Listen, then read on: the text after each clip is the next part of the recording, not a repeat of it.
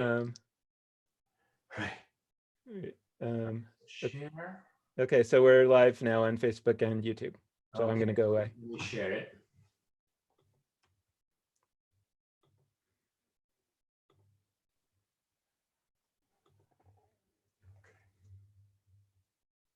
Okay.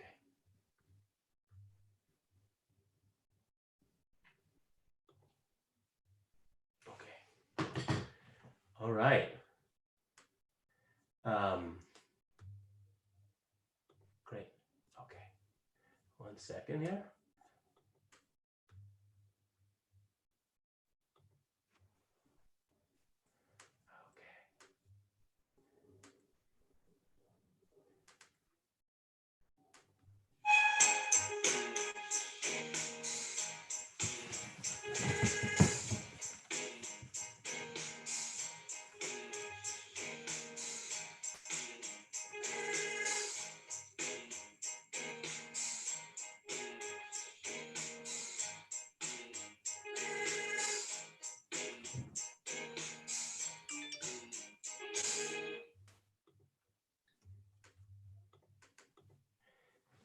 Hi, everybody. Welcome to IDRA's first broadcast on Jewish Live.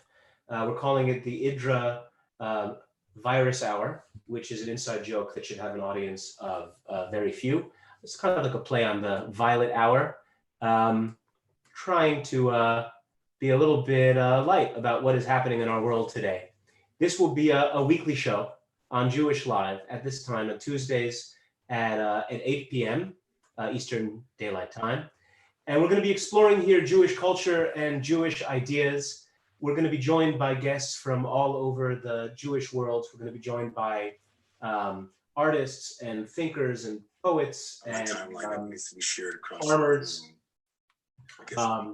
Anybody creating and thinking about what it means to be Jewish in the world today in interesting ways. A word about IDRA. IDRA is a project I've been working on. I'm Rabbi Joe Schwartz. I'll tell you about myself in a second. IDRA is a project that in its ultimate form looks back to the Jewish Cafe as a site of Jewish culture and Jewish ideas and Jewish creativity. And in its final form, it's going to be a cafe restaurant and an arts venue and a place of learning, a place of gathering all together. So I really look forward to that. Until then, we're doing all sorts of different programs and projects, this being a new one. So as I said, I'm Rabbi Joe Schwartz. I'm a conservative rabbi by training and also a lawyer and also a New Yorker. And I'm trying to think in a sort of creative way about what it means in the 21st century to be Jewish. And I find myself very much like Dan Liebenson and Lex Rothberg, the entrepreneurs behind this project, sort of dissatisfied with the existing models. All of them feel like suits that don't quite fit. They feel a little narrow. And so we're trying to think through what it means to be Jewish and to include as much as possible of the conversation and the argument around what it means to be Jewish in Jewishness. We come to you obviously at a very difficult time.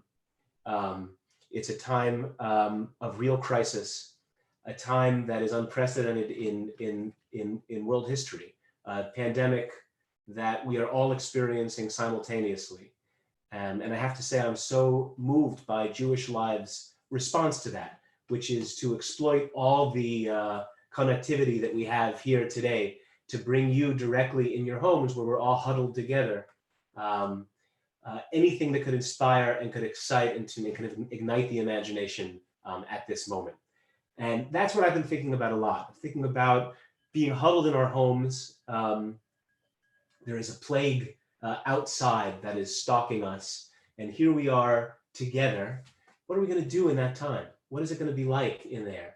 What kind of attitude do we have to take toward that terror outside? It's not coincidental, I think. I guess it is coincidental. It's coincidental and not coincidental that that this is very much the story of Pesach, story of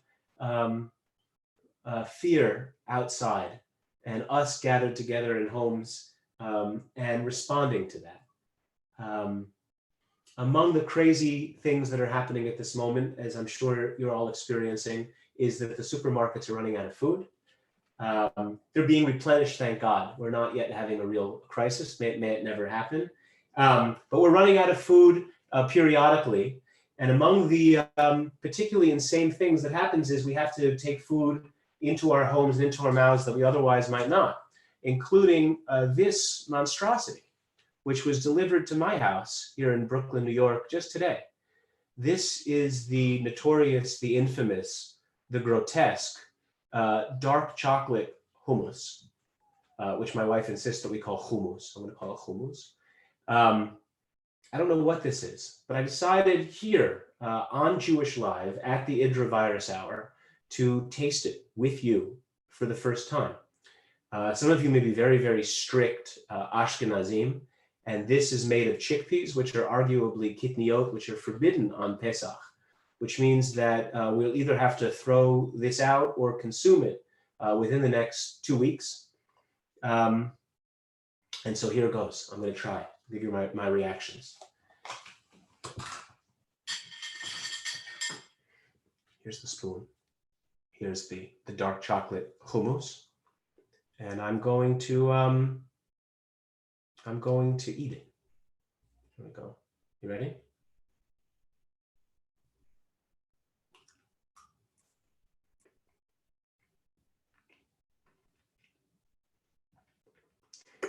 Wow, I can honestly tell you that's terrible. That's just horrible.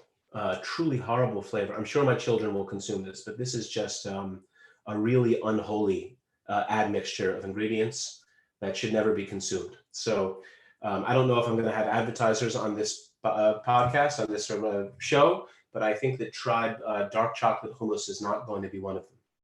Oh, that's horrible. We are joined this evening by a good friend, a dear friend, and a brilliant, brilliant man who I'm going to invite to join us right now. And what we're going to be talking about is playfulness in the midst of catastrophe, or plagues and play. So let me right now text my dear friend and brilliant scholar, Jeffrey Israel, to join us. And he'll join us on the IDRA Violet Hour. We'll wait for them for 1 second. And then when he comes, I'm going to give a proper introduction. Guys, I really want to just underscore that you should under no circumstances eat this. Okay, this is terrible. I mean, really terrible. It's chalky. I mean, it's neither hummus nor chocolate. I don't know why they made this. Just have chocolate pudding. There he is. There he is. Hello. Hello, can you hear me? We can hear you. You can hear me. We can hear you. Let me give a proper introduction to Jeffrey Israel. Jeffrey Israel is associate professor in the Department of Religion and the Jewish Studies program at Williams College in Williamstown, Massachusetts. He teaches courses on modern Jewish thought, on Jewish American culture, on theoretical approaches to religion, politics, and ethics. And he is the author, most recently, of Living with Hate in American Politics and Religion, How Popular Culture Can Diffuse Intractable Differences. He is also an estimable member of the Order of the JMRG, and it's a headmaster and its chauffeur, headmaster and chauffeur. Let me just, Jeff, before I let you speak, I want to share a second the cover of your magnificent book, along with perhaps my favorite photograph of you. You look here like a cult leader from a Reichian, a Reichian commune in the 1970s. This was the plan. That was definitely. You look like that right this very second. Are you wearing the same turtleneck? That may be the same turtleneck. Yeah. I think it's my black turtleneck. I have navy blue on tonight. Oh, all right. Well, it's elegant. It's very elegant. So this is the book, Living with Hate in American Politics and Religion, How Popular Culture Can Diffuse Intractable Differences. We're going to be talking about some of the arguments you make here tonight and applying them to contemporary circumstances. Let me just, there you are. Look at And I that. can show you the affordable paperback is now out. Wow. Yeah, people are. How affordable is that? I think it's $26. That's not affordable. It's much cheaper on Kindle. I recommend the Kindle version, which I Not a big have fan, right here. but yeah, no, people should do whatever they want to do. So hi, Jeff. The chocolate hummus, that's Oh. hilarious. Oh, it's horrible. But It's was really it horrible. was it possible that you were going to say, you know what, this is not bad? I was open to it. I hope we're open because an open mind and an open palate at all moments. I really was not. I didn't prejudge the chocolate hummus. I mean, Yeah. they sell it after all, right? yeah, I mean, look, it's sort of in that Nutella family of unusual, right? People eating chocolate in unusual ways in Israel, especially, right? They're just That's very. right. That's right. But an oil base makes sense. Why you would put chickpeas? It's just unfathomable, actually. It's kind of, I don't know. So before we get into the deep thinking that we're going to do here, Jeff, Yes. let me just ask you, how are you doing? Yeah. Sound? I think I'm terrified, Yeah. like most people. Yeah. As in general, thankfully I'm healthy at the moment, and my loved ones are healthy. But Thank God. I'm just terrified for everyone out there, and for our society and our institutions, which are already weak. But I think things like this, I think people talking and living. I mean, there's a weird way in which I keep feeling like reading so much Jewish history over the years gives me and we'll talk about this, I guess, gives me this weird sense of resonance of the kind of large scale atmospheric uncertainty and fear. Yeah. You know, and I'm sorry to say that studying Jewish history and thought and Jewish people in a way, I don't know that it can prepare you for something like this, but it certainly is some kind of receptor, some kind of deep receptor to the anxieties that we're feeling. Yeah, I mean, I know because you and I go back many years, 20 years or more. And I know that you have a little bit of anxiety, as many powerful and thoughtful and deep-souled Jewish men do. So the question is, at times of real stress, does that aggravate the anxiety? Because after all, it's a terrifying time. Or in a certain sense, it's like, I told you. I'm always saying everything is holding on by a thread. This is the thing. The evidence I've been waiting for. But really, which one is it for you? No, I think, to just be very sincere about it, Yeah. I think there's a part of me that really does feel like, yeah, sure, that, we've always been totally unrealistic about how stable our environment is. And I've always worried about it. And there really is a way in which this feels like, yes, this is what our world is susceptible to. But at the same time, the health dimension of it, because I have, like I'm sure many people out there, I get panics about my own health under the best circumstances. So that now it's just like, is that a tickle? What is that? Is that shortness of breath? Or am I just out of shape? And then there's things there's a thing my mom said where you're supposed to hold your breath for a certain amount of time. And if you can do it, then you're fine. But then I read that was nonsense. And then I read something where if you lie flat on the ground and you have no discomfort in your chest, then you're this kind of crazy stuff. Are you doing those things? A little bit, but not excessively, I guess is what I want to say. The most important thing is what are we drinking this evening? Well, since I was told there will be the drinking a component to this, if one more, I am having a scotch, and I want to make a l'chaim to you. L'chaim. So I'm having a gin tonic now. Mine is a Jewier drink than yours because this is diet tonic water in here. This is diet tonic. Mine is not Jewy at all. This is a Macallan 12, which is but I've got one of these sticky glasses, a sticky tumbler. Can you see? What does it say on it? Meshuggah. It just says Meshuggah. Oh, that's very nice. Okay, well, all right. We'll L'chaim. get to this. Yeah, l'chaim. Okay. Yeah, this is scary. I'm not sleeping. I didn't fall asleep till 5:30 in the morning last night. Just this is scary times.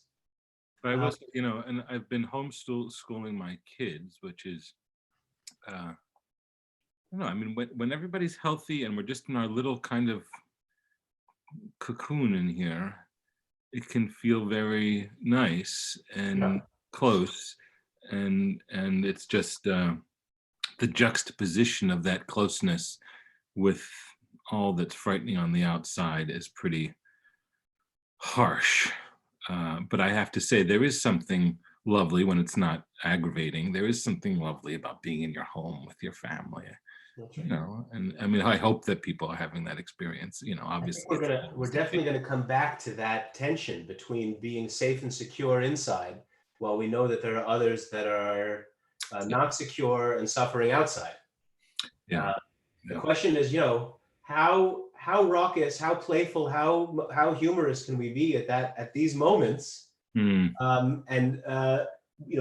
thing that I've been thinking about, we discussed this a little bit in anticipation. This is for this conversation, is one of my favorite movies, which is the Aristocrats. If you remember, the Aristocrats is a filthy, filthy joke that the worse that you can tell it, the better you're telling it. The more elaborate, as it says in the Haggadah, the more you elaborate the telling of the joke of the Aristocrats, the more praiseworthy it is. And the way that this movie was made is that Gilbert Gottfried, only 3 weeks after the tragedy, the crime of 9/11, told a joke. So I'm going to share the screen in which just last year, Gilbert Gottfried reflected 18 years. Gilbert Gottfried is, of course, one of the great Jewish sages of our time. I don't mean that ironically at all. I grew up in a home in which comedians were revered more than rabbis, and my mother took me to see Gilbert Gottfried playing at a stand-up place in the South Street Seaport when I was far too young. She said, "Listen, Joseph, this is a genius. You have to," and I agree with her. So here is him reflecting on his experience of telling jokes in the wake of tragedy. Right? Let me just share this. So here is the. Let's make this fit. There we go. This appeared in New York Magazine. This was from an interview with Gilbert Gottfried. I did consider reading it in the Gilbert Gottfried voice. Good luck. And I decided that was going to be a mistake. But I think it's important to just look through this. We don't have to read the entire thing. But the joke that he told, he was at Hugh Hefner's roast at the Friars Club. And he gets up and he says, I have to leave early tonight. I have to catch a flight to LA. I couldn't get a direct flight. We have to make a stop at the Empire State Building. Now, this is when literally they were still digging out the bodies from the World Trade Center at this very moment. And he gets booed, right? At the Friars Club, which takes a lot of work. You don't get booed at the Friars Club for telling tasteless jokes. He gets booed. And he said, "I lost an audience bigger than anybody has ever lost an audience." People were booing and hissing. One guy yelled out, "Too soon." By the way, that has really become, that phrase, "too soon," has become a phrase. We don't remember that it's Gilbert Gottfried that gave us that, or actually he provoked that phrase, "too soon," which I thought meant I didn't take a long enough pause between the setup and the punchline, which is a great line, by the way. He didn't, the timing was off for the joke. And then I feel like, well, okay, what makes it soon enough? I could make an argument that I'm more sensitive than people who wait and think it's okay. You can make a joke about the Titanic. No one's going to attack you for that because you're a sensitive person. You waited all those years. You're saying F everybody who died on the Titanic. That's years ago. Even their grandkids are dead. F their grandkids. I'm a sensitive person. With me, everyone goes, "Oh my God, how could he do that? It's such a horrible thing." And he says, no. And this is interesting, I think, for what we're going to get to. It's not a horrible thing. It's acknowledging. It's acknowledging it's a horrible thing. To laugh, he says, we have to make an argument for this, right? But this is what he's saying. To laugh is to acknowledge it's a horrible thing. And so he said, anyway, when I was up there, it was like, well, I'm at the bottom level of hell. And this show seems pretty much over. And then that popped into my head because I figured, why not go to an even lower level of hell? And so that's when he launches into the filthy joke, the aristocrats, which went over very well, as he says. And just look at the way that he begins this, which is very interesting. He says, wherever tragedy's around, comedy's a few feet behind them, sticking his tongue out and making obscene gestures. So I thought of that story, and I thought, when I thought of that story, I thought of you. Because your work really does, because you tell the most inappropriate jokes at all The occasions. disgusting person that I've ever known.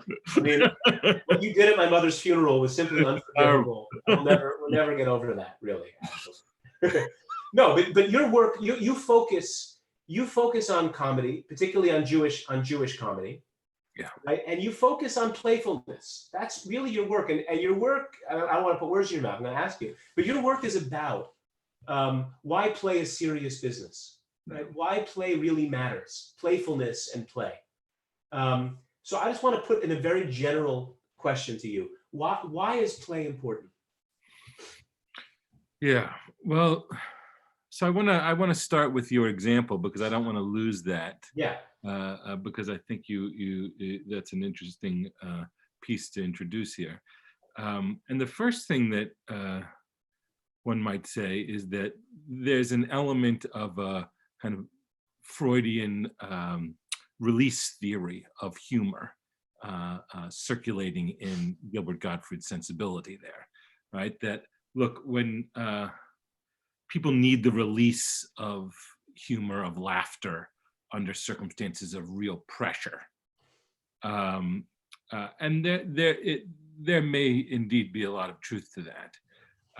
But the view that I promote in this book is not really that kind of almost hydraulic view about pressure building up and needing to be kind of expelled through humor. It's more that there are ways that we human beings will want to be in the world that are products of histories of oppression and tragedy and ugliness, perversion even.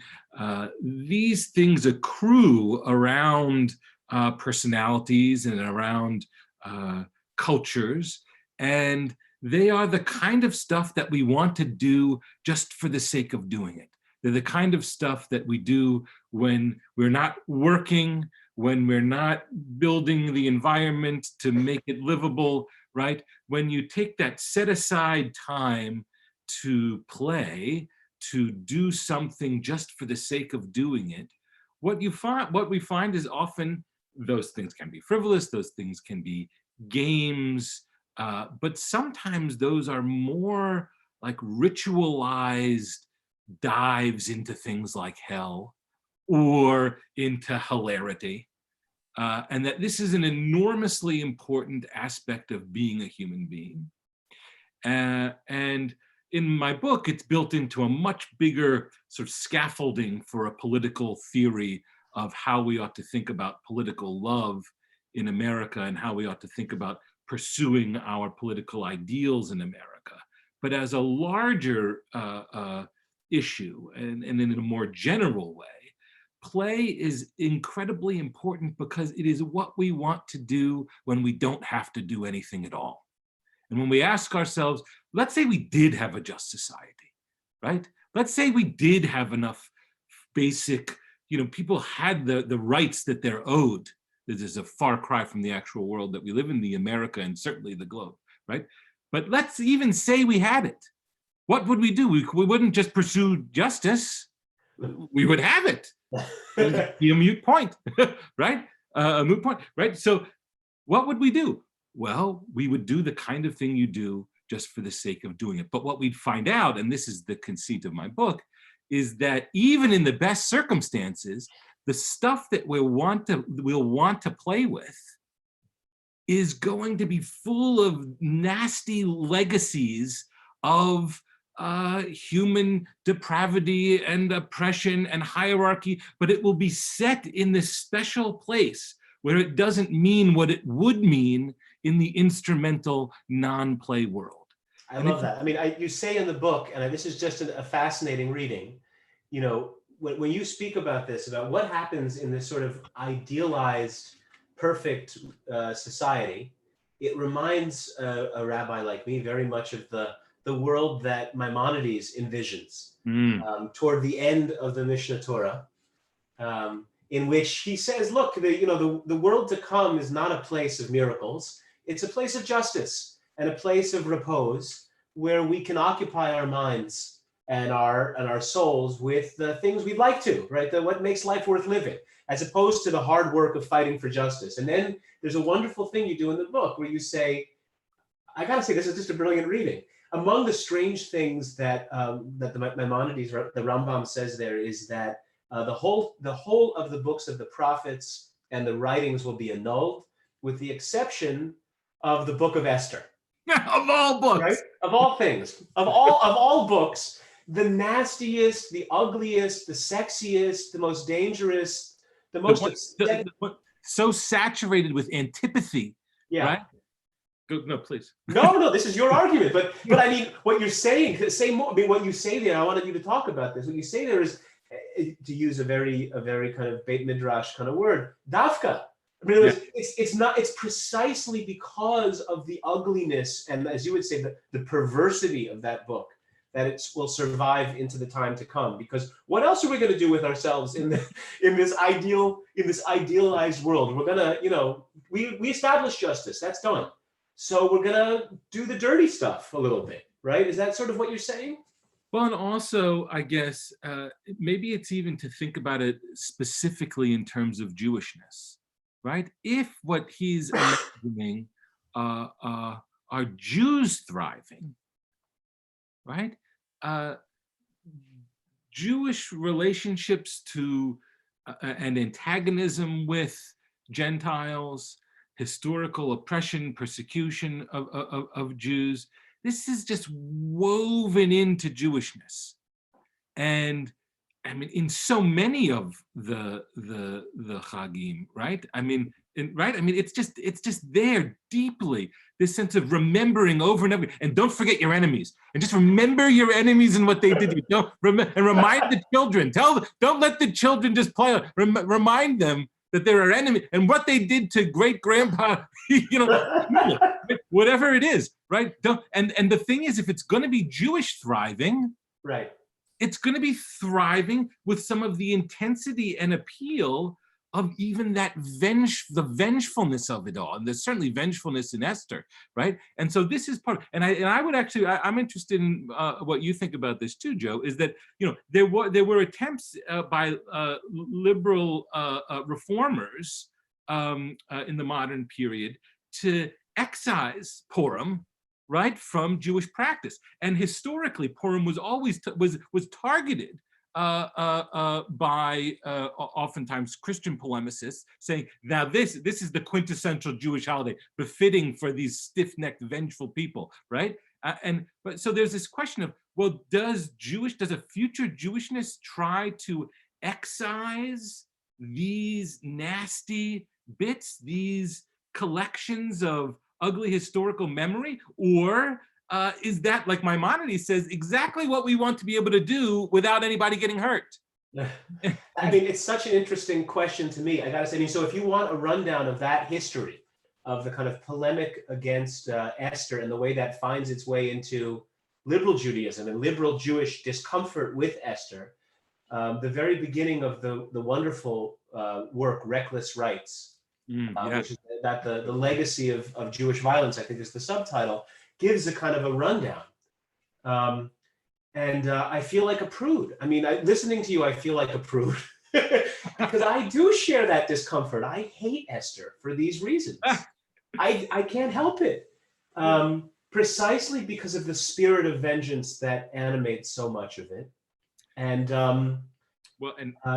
we actually had this argument once before about, how much is that because I'm my mind is so much in Israel all the time.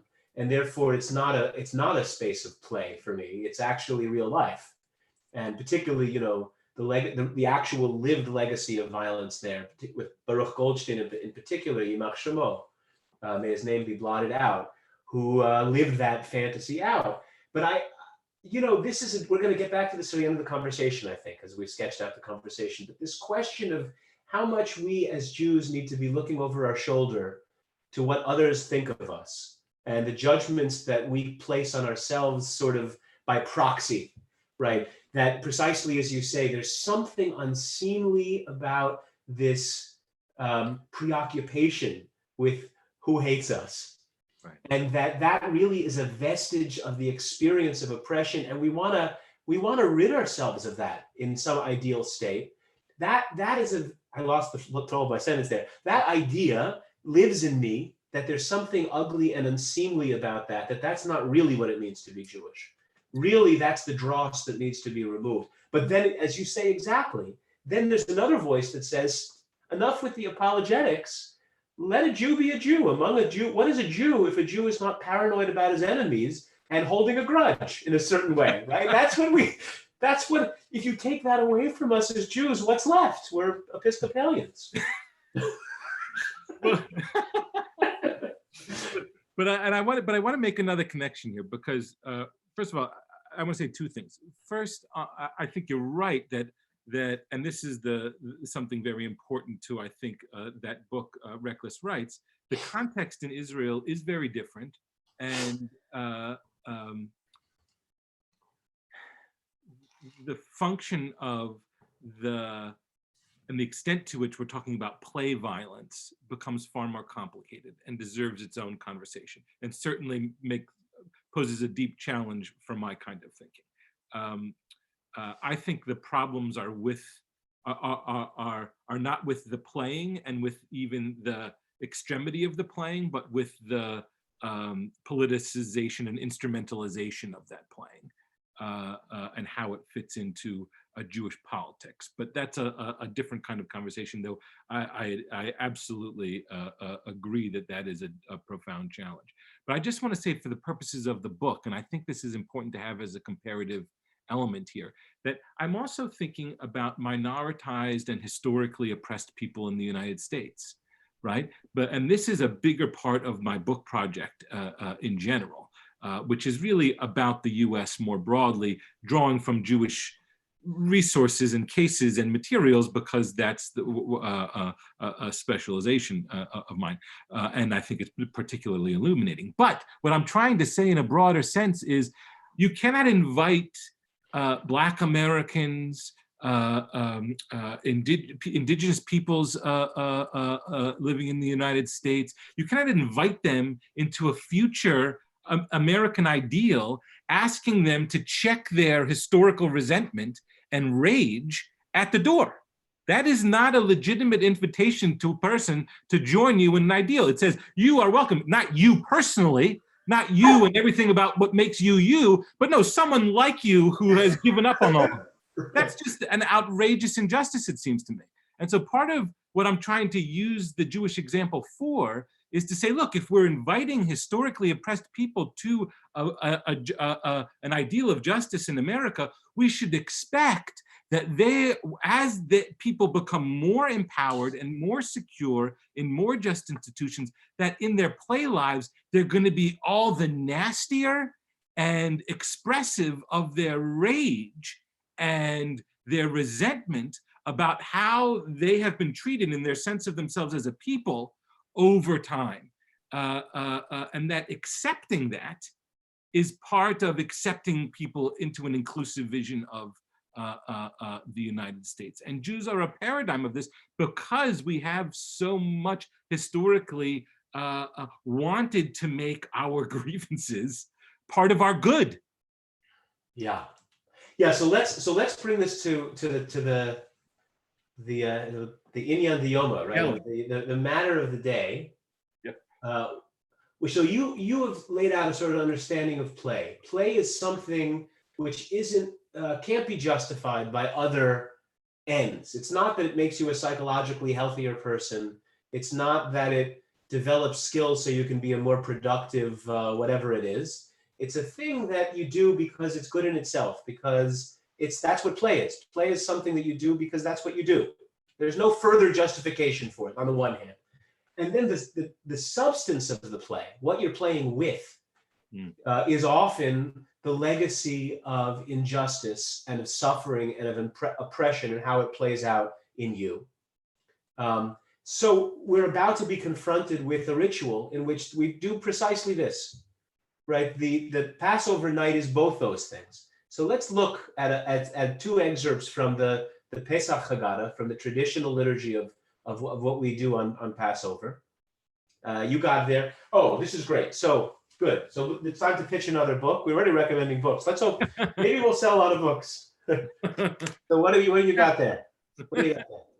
Yeah, that's a beauty. That's a beautiful. Oh yeah, look at that. All right, so we're recommending for your seders this year. Maybe you can get it in time. You still have a little more than 2 weeks. This particular Haggadah, which we're going to be looking at today, this is a Haggadah published by Asuline Press. It's a beautiful Haggadah, just aesthetically beautiful.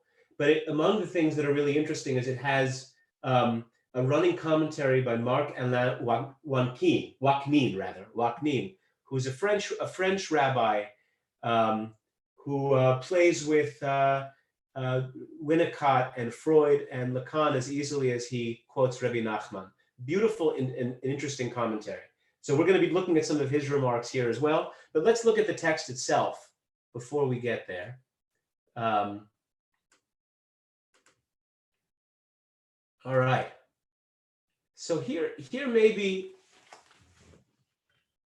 you'll agree with me, Jeff, is this is the clearest indication here that what we're meant to do on Pesach night, on Seder night, is to play. And here this comes up toward the end of the Magid section when we're talking about the symbolic foods.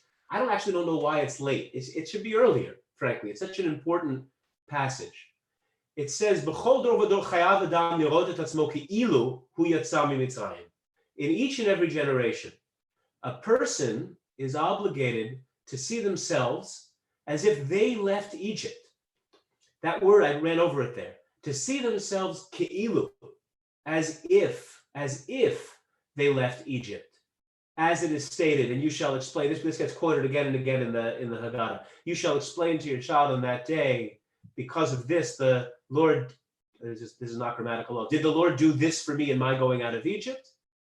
And then it brings it home. Not only our ancestors did the Holy Blessed One redeem, but rather also us, together with them, did God redeem, which seems to be some sort of an argument on behalf of why there's an obligation to make it personal. But I want to talk to you for a second. What is this? What is it? I got to say, this is a very, in terms of my knowledge of rabbinic literature, it's an unusual passage. This notion of lirot et atzmo, to see yourself, to take a certain angle on yourself. We don't see that very often. And then this ke'ilu, this notion that we're supposed to be doing things, ke'ilu means as it were, like, not for real. Maybe you can say as play. We're supposed to play at this game. So why? What's going on there? Yeah, I think you seized on something that's really that really is a profound moment of invitation to play in the tradition, and I can't help but think of some of the other kinds of play that I'm interested in. Immersive role playing, Yeah, right? War reenactment. You do that stuff? I don't do it, no. You just write about it. But I'm very fascinated by it. But also because I marvel when we see people do these things. They're so in it, you know, and you put on the costumes and you know, you do. And there's some really wonderful ethnographies about this, you know, about what it feels like to just decide that you are in World War I. You know, and you have to keep up with the language that you use and the costumes, or just, you know, that you're playing some kind of fantasy characters. And it's fascinating to me that people do this. And one of the things in my book is that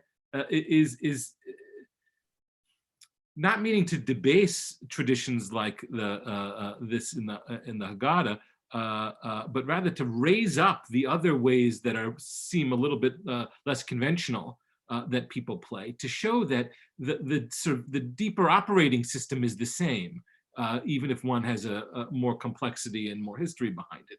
This sense of losing yourself, this sense of you, through this process, you are going to be you, but not you. And there's something in Winnicott, D.W. Winnicott, the object relations theorist in the psychoanalytic tradition, British psychologist, is somebody who I use a lot in the book, who you were referring to. He has this sense of playing that does precisely this. It describes this way in which when you're playing, one of the things that you're doing is you're breaking down the me, not me barrier, but in the service of making a connection. And the deepest connection is the connection between the child and, Winnicott would have said, the good enough mother, right? This sort of deep, deep connection that you start with in this symbiotic relationship between the infant and the mother. That's the sort of paradigm. And the process of learning to play or starting to play comes from replacing the nourishing breast, which becomes less in your control as an infant as development unfolds, with something like our thumb or a fist, right? That becomes this sort of placeholder that kind of reminds you of the mother, right? But isn't it? But is? But isn't? But it is? But it is, right? And Winnicott basically sees a direct connection between this and a kind of, there's a genealogy or ideology, you could describe it with a lot of different kinds of terms, but to that end, cultural objects like this very passage that you are pointing to, which say, and who is it connecting you to, right? What distance is it bridging? It's well, and this is the question: is it the Jewish people? Are you allowing yourself to be yourself, but also one of the people, Achad Ha'am? You know, is it also at the same time a way of connecting to your deepest sense of where you come from, to your parents, to your original caregivers, and then maybe to some kind of parental figure in the sky, right? Who's supposed, right? It's possible that what's going on there is you have the convergence in this playing of as if you are coming out of Egypt, right? What's happening there is you're playing simultaneously with your relationship to your earliest caregivers, with your relationship to the Jewish people as a whole, and with your relationship to perhaps an idea of the divine, right? And all of those things are there but not there, true but not true, and you're holding them together. And Winnicott then demands that he sort of describes a kind of morality of play, where he says the categorical imperative of play, the fundamental moral imperative of play is we decide not to decide what's going on there. We decide not to decide that, no, it's just you, or no, you really are, there in Egypt. We decide not to decide and explain. We just immerse ourselves in that. We immerse ourselves. We let go. So among the interesting things about Waknin is that he listened to this lecture already and then wrote a commentary based on your remarks. But let's just take a look for a second about what he says, because he says something that's related, but not exactly what you just said. Yeah. This is in his commentary on the Yachatz section. The Yachatz is at the beginning of the meal, right? When we take the middle matzah and we break it in half, and then we hide half of that matzah. That's called the afikomen. Why are we hiding? What are we doing there? And Waknin says the very fact that we start with hiding something, I've given you some of the commentary here, I'm sharing it on the screen, is that we're about to play a game. And the game we're playing is hide and go seek, or hide and seek, right? And that's because we're now recognizing that the important human characteristic, where he says it more beautifully than I can, he says, The Haggadah allows us to discover an essential dimension of humanity. A human being is not homo cogitans. We're not a thinking thing, as Descartes says, but rather homo ludens, a playing thing. The essential dimension of a human being is that we are creatures capable of play. And then he has this reading of the taking half of something and throwing it away so as to come back for it later. And he precisely invokes Winnicott here. Winnicott says that, right, weaning is that, just as you said, the child becomes capable of playing at dropping objects, discovering them, throwing them away, bringing them back, having control over them. And there, in a very beautiful way, he likens that to Moses throwing away the tablets and bringing them back as well. Here we go, throwing down the tablets of the law. It's not so much their shattering, he says, that's important as the fact of throwing them down, of opening the hands, of letting the object go and liberating it. And then to skip down a little bit, he says here, thus the act of hiding the large piece of matzah is equivalent to making the mother's body disappear, to showing mastery of the possibility of her return. The play of the Afikomen on the Seder night is a way of acting out the question of the presence or absence of God in history. Is there any more important question for a Jew, really, as to whether God is acting or God is not acting? And that very important question becomes the stuff of play, says Waknin on Pesach night.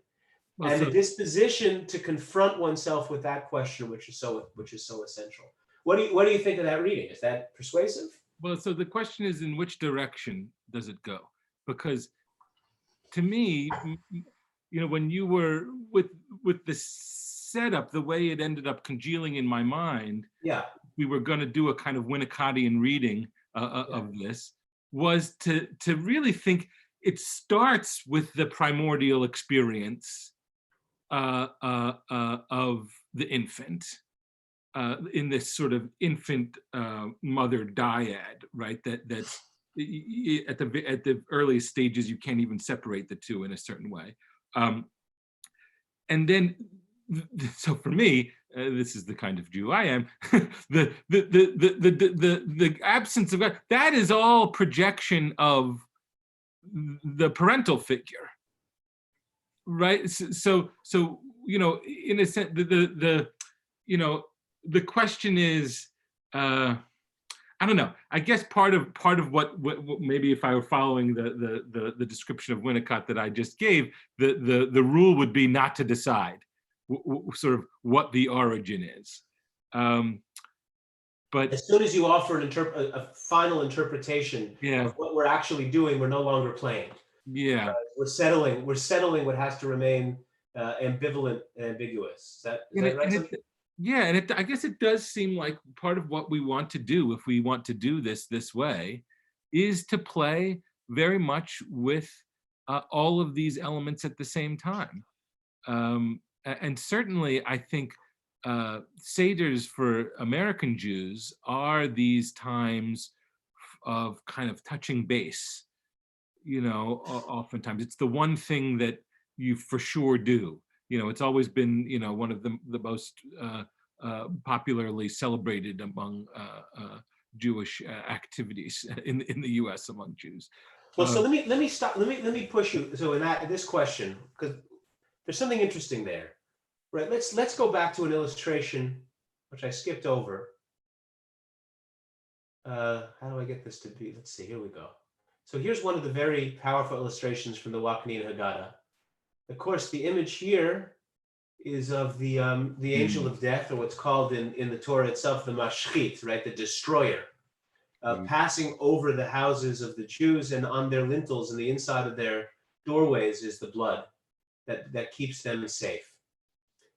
This is Passover. This is the passing over, and I have to say I was almost 70 years old until I fully understood, right.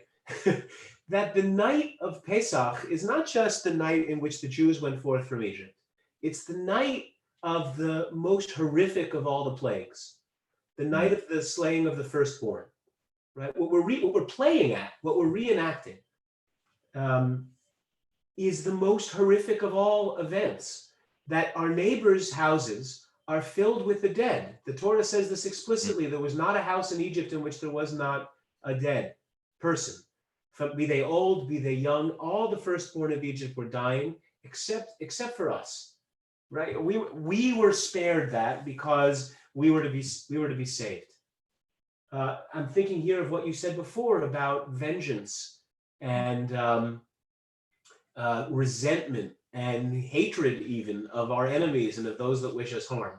There is on a deep level, the story of the Seder, the Haggadah night, is reenacting the most violent revenge fantasy upon the Gentiles. Many liberal communities take this text out of the Haggadah, but of course, at a certain point in the text, as it descended to us, we open our doors and we call out, "Pour out your wrath upon the Gentiles who didn't know you." Right? It's a night of vengeance. And yet in so much of the American Jewish context, it becomes a night in which you have social justice Haggadahs, in which the keynote of the event is not playing with this sense of catastrophe and may it happen to my neighbor and not to me, right? But instead, justice. May we remember justice, may we do justice. I wonder what you think about that when we go back to the way you began, about what it means to be a Jew. What does Jewish flourishing look like? Does it have to be that we justify or we engage in apologetics or reworking of our rituals so that they're morally good in this way?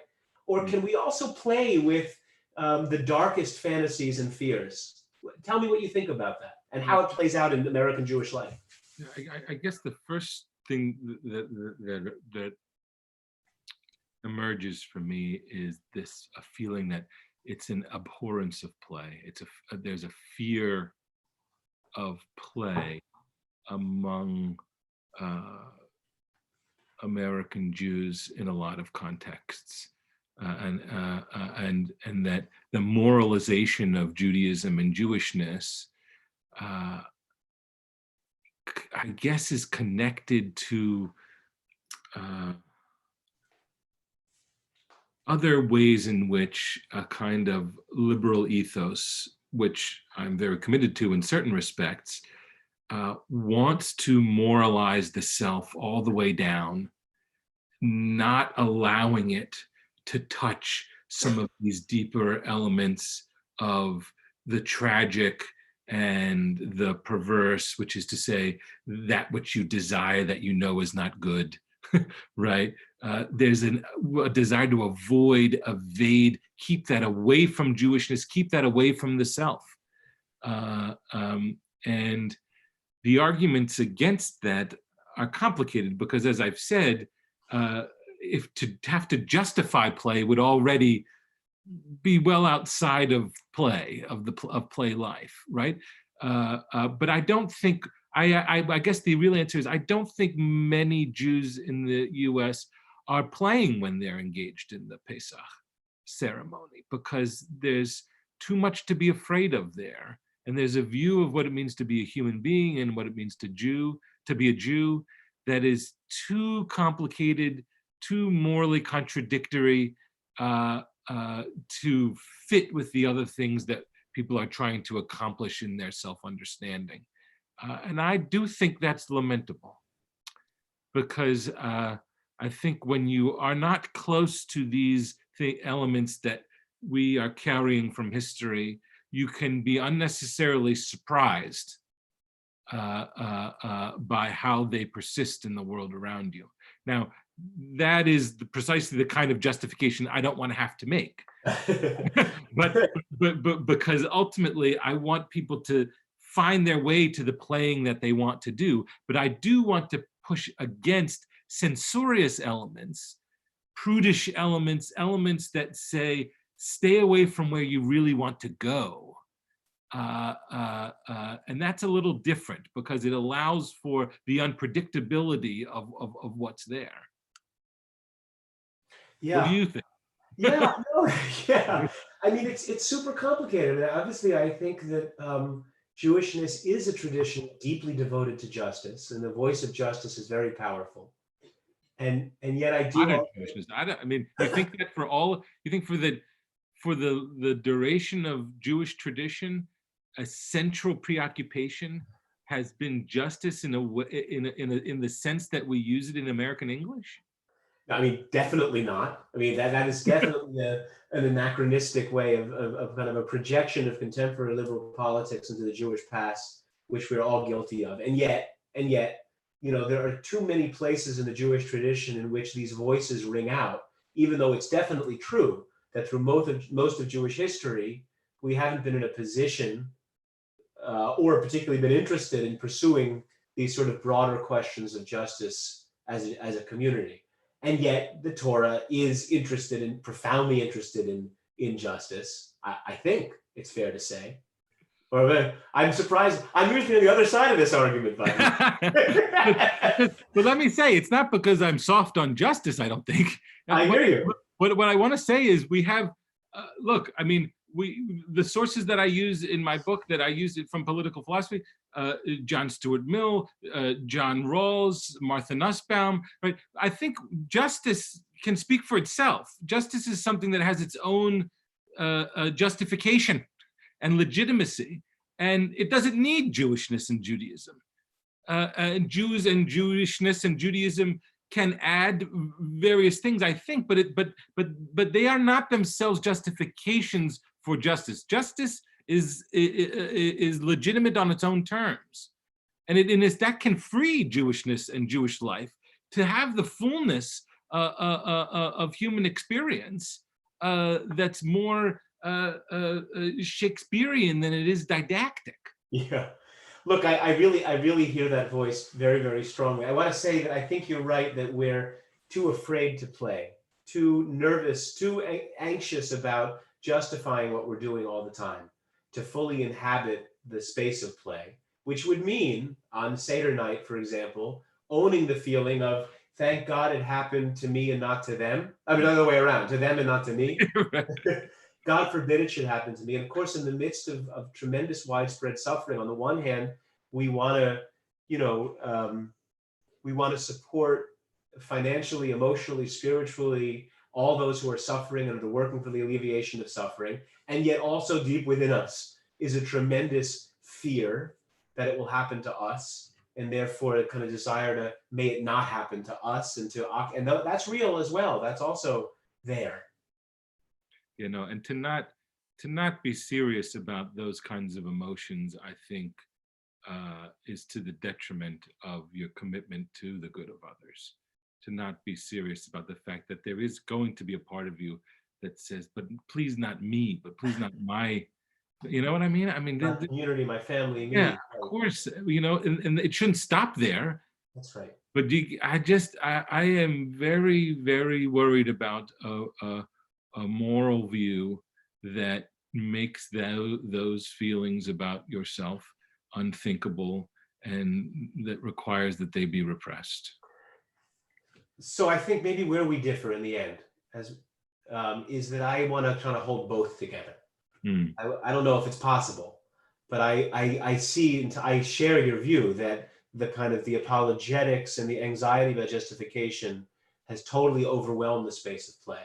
But I wouldn't want to see the opposite happen as well, in which play blots out the reality of our moral commitments and the way in which our traditions speak to those in a very explicit way, and that somehow we have to hold those two things together, even in the midst of our fear and our anxiety, or as you would say, in our perversity and our relishing of the suffering of our enemies. Even then, there's also a moral voice that says, but not really, not really. Maybe that's the difference. I think our time is running down, Jeff. What a joy to talk to you. It was my pleasure, Jeff. Everyone should immediately drop everything and enroll in Williams College so that they can take classes in Israel, or at the least buy his magnificent book and learn from him. Thank you, Joe. Thank you. I'm going to try to say goodbye to you. I don't quite. I'm going to. I'll say goodbyes. Okay. Stay safe, everyone. Thank you. So let me just end this by saying this is really so much fun. I want to say a real thank you to Jeff Israel for joining us to Dan Liebenson, Lex Rofberg, and April Stern of Jewish Live for this really extraordinary initiative. I'm so excited for it. To Alon Eder, the amazing Israeli musician, for allowing us to use his song Hashamranim Shuv Ba'ofna for our theme song.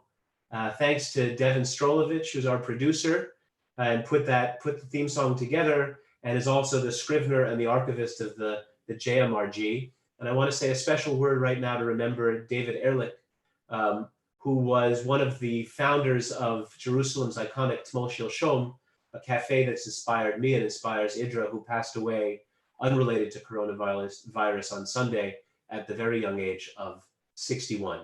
So tune back in next Tuesday.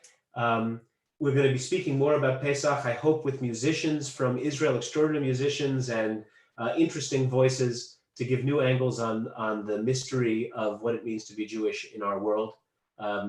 Stay safe, be healthy, keep your distance, stay home if you can, and happy Pesach. Let me try to share a song.